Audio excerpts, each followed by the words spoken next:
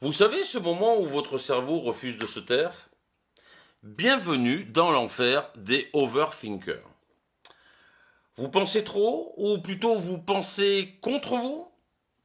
Il y a ceux qui dorment et il y a ceux dont le cerveau organise des réunions à 3 heures du matin. Ce n'est pas votre tête qui est trop pleine, c'est votre cœur qui n'a jamais appris à se reposer. Je suis Michel Manuguerin, psychanalyste, hypnothérapeute et sonothérapeute. Et aujourd'hui, on va parler d'un mal silencieux qui touche les esprits brillants, sensibles, perfectionnistes.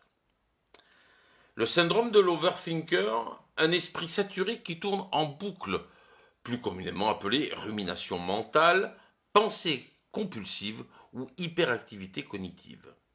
Voici comment votre mental devient votre propre tyran. Mais c'est quoi au juste un overthinker? Un overthinker, c'est quelqu'un qui pense sans arrêt, sans bouton pause. Il analyse, anticipe, décortique, se refait le film des conversations, imagine des scénarios, cherche à tout comprendre. Mais cette hyperactivité mentale n'est pas une intelligence supérieure. C'est une angoisse déguisée en logique. C'est la tête qui fait ce que le cœur ne supporte plus. Car trop penser, c'est souvent ne plus ressentir. Derrière cette hyper-réflexion, il y a souvent une peur du lâcher-prise, une blessure de contrôle liée à un passé instable, et souvent un manque de confiance viscérale envers la vie, les autres ou soi-même. Alors, l'approche psychanalytique.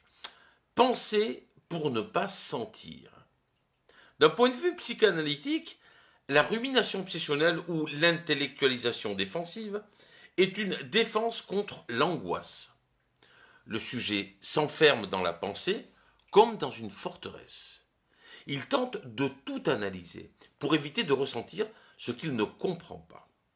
C'est une forme d'intellectualisation, un bouclier mental contre la douleur. Mais plus il pense, plus il s'éloigne de lui-même. Il remplace l'émotion par la logique et la vie par le commentaire. Albert Camus disait l'homme moderne ne vit plus, il commande sa vie. Alors la psychanalyse invite à réconcilier la tête et le cœur, à oser ressentir ce qui fait peur, à accueillir l'incertitude comme une part essentielle du vivant.